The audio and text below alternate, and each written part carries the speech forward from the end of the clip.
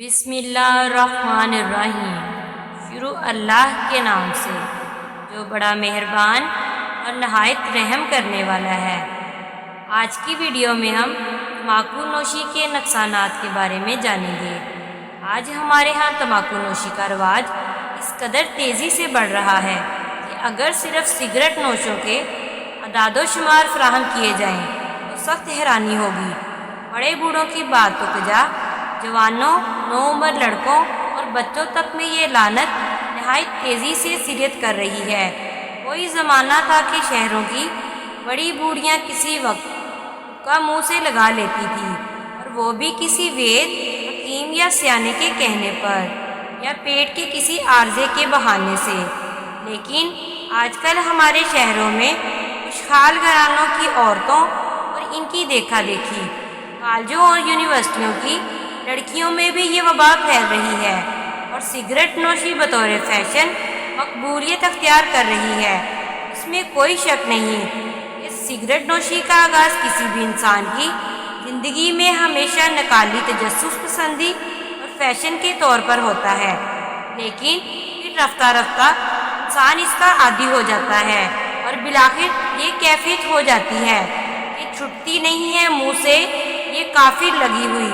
لیکن یہ کہنا بھی غلط نہیں ہوگا کہ دراصل سگریٹ نوشی کی تہ میں ہماری آج کی معاشی اور معاشرتی زندگی میں کار فرما بعض عوام کو بڑا دخل ہے۔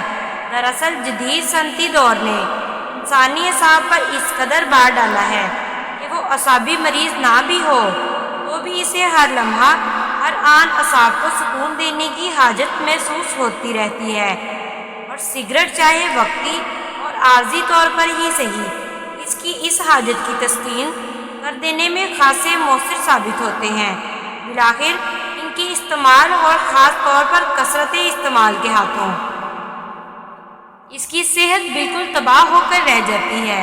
اس کے اعصاب قطعی طور پر ناکارہ ہو جاتے ہیں، اور وہ کسی ایسے خطرناک مرض میں مبتلا ہو جاتا ہے جو اس کے لیے جان لیوا ثابت ہوتا ہے۔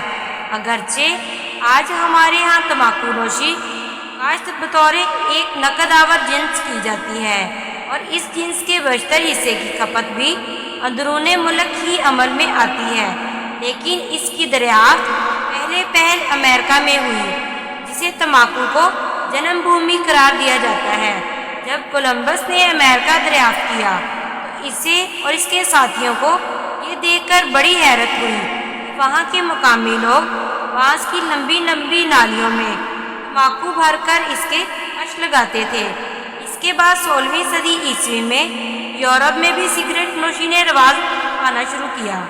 چنانچہ پرتگال میں فرانسیسی سفیر جبین نکٹ پہلے پہل تمباکو کے بیج اور تمباکو کے نمونے بطور سوغات ہندوستان میں لایا۔ تمباکو میں نیکوٹین کثیر مقدار میں پائی جاتی ہے، جو ایک خطرناک اور مہلک زہر ہے۔ اس کا نام فرانسیسی سفیر جبین نکٹ کے نام پر نیکوٹین رکھا گیا ہے۔ یہ زہر اتنا قاتل ہے کہ کوئی ڈاکٹر یا حکیم اسے دوسرے زہروں کی طرح ادویات میں استعمال میں نہیں لاتا، اور سگریٹ کے 3 کشوں میں یہ زہر اتنی بڑی تعداد میں انسانی جسم میں داخل ہو جاتا ہے جو عام حالت میں انسان کو موت کی نیند سلا دینے کے لیے کافی ہوتا ہے۔ انسان کو بھوک کی کمی، بے خوابی، دل کی دھڑکن اور دماغی کمزوری کی شکایت عام رہنے لگتی ہے، اور سگریٹ کے استعمال کے ساتھ ساتھ ان عارضوں کی شدت بڑھنے لگتی ہے، اور بالآخر انسان قلت خون، دل کی عارضہ، دمہ یا سرطان ایسے موذی مرض میں مبتلا ہو کر ہی ملک عدم ہو جاتا ہے۔ بالخصوص سگریٹ نوش عورتوں پر نیکوٹین زیادہ کاروبار کرتی ہے، اور کمزور اور غیر صحت مند بچوں کی پیدائش کا سبب بنتی ہے۔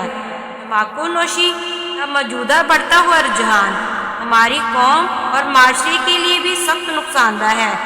بلا جس قوم کے افراد غیر صحت مند ہوں یا ان کی صحت انحطاط پذیر ہو، وہ قوم اپنی ترقی و خوشحالی کے لیے عظیم الشان منصوبوں کو کیوں کر عمل میں لا کر اپنے اور آنے والی نسلوں کے بہتر مستقبل کی ضمانت دے سکتی ہے۔ پھر یہی نہیں، ہماری قوم دولت کا ایک وافر حصہ محض سگریٹ نوشی جیسی فضول عادت کی نظر ہو جاتا ہے۔ پھر اس عادت کے باعث پیدا ہونے والے مہلک امراض کے مقابلے میں ہمارا گراں قدر زر مبادلہ ضائع ہو جاتا ہے۔ دنیا کے تمام ڈاکٹروں اور حکیموں کی یہ متفقہ رائے ہے کہ تمباکو نوشی سراسر نقصان دہ صحت ہے اور اس کا کوئی ذرہ بھر فائدہ نہیں۔ آج تک کوئی ڈاکٹر یا حکیم اسے مفید قرار نہیں دے سکا۔ اس کے باوجود لوگ اس سے پرہیز اور اجتناب نہیں کرتے۔ اگر حقے کی نالی کو توڑ کر اس کا تجزیہ کیا جائے تو اس میں ایسا گندا سیاہ اور بدبودار میل جمع ہوتا ہے جسے دیکھ کر گھن آتی ہے۔ جب تمباکو کا دھواں حقے کی نالی کا یہ حال کر دیتا ہے تو انسانی جسم اس کے مضر اثرات سے کیوں کر محفوظ رہ سکتا ہے؟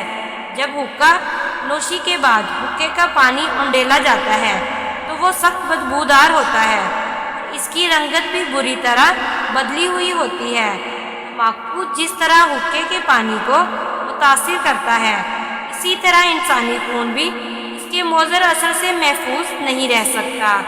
ایک عادی سگریٹ نوش بعض اوقات سگریٹ کے کش لگاتا ہوا بستر پر لیٹے لیٹے نیند کی آغوش میں چلا جاتا ہے اور یوں آتش زدگی کا حادثہ پیش آ جاتا ہے اور بسا اوقات تو پورا گھر خاکستر ہو کر رہ جاتا ہے۔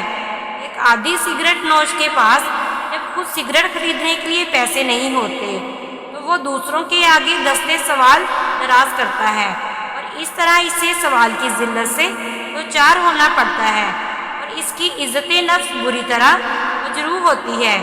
ایسے ہی بعض سگریٹ نوش تو چوری پر اتر آتے ہیں۔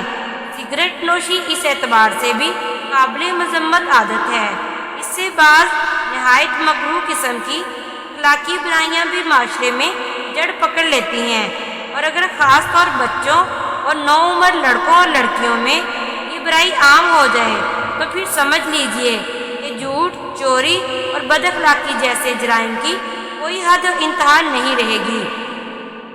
اور آج کل تو سگریٹ نوشی کے ذریعے ہیروئن کی بھی وبا عام ہو رہی ہے۔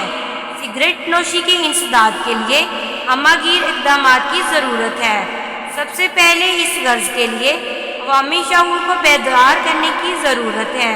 اسکولوں، کالجوں اور یونیورسٹیوں کی انجمنوں کو خاص طور پر طلباء میں اس مکروہ عادت کے خلاف مؤثر سرگرمیاں عمل میں لانی چاہیے۔ ہمارے اخبارات، ریڈیو، ٹی وی اور فلم کو مؤثر طریقے سے اس کے خلاف پروپیگنڈا کرنا چاہیے۔ شرعاً تمباکو نوشی مکروہ ہے۔ یہ فقہ کا مسئلہ ہے کہ حقے یا سگریٹ کے کش لگا کر انسان نماز کی ادائیگی کے لیے مسجد میں نہیں جا سکتا، کیونکہ اس طرح دوسرے نمازیوں کو تکلیف ہوتی ہے اور مسجد کا تقدس مجروح ہوتا ہے۔ اسی طرح تمباکو نوشی کے دوران یا اس کے فوراً بعد تلاوت قرآن پاک بھی نہیں کی جا سکتی۔ الغرض تمباکو نوشی کے بارے میں یہ کہا جا سکتا ہے، گر پھونک تماشا دیکھ۔ امید ہے کہ آج کی ویڈیو آپ کو پسند آئی ہوگی، تو ویڈیو کو لائک اور شیئر ضرور کریں اور بیل آئیکن کا بٹن ضرور دبائیں تاکہ ہر نئی آنے والی ویڈیو کا نوٹیفیکیشن آپ کو بر وقت مل سکے۔ جزاک اللہ۔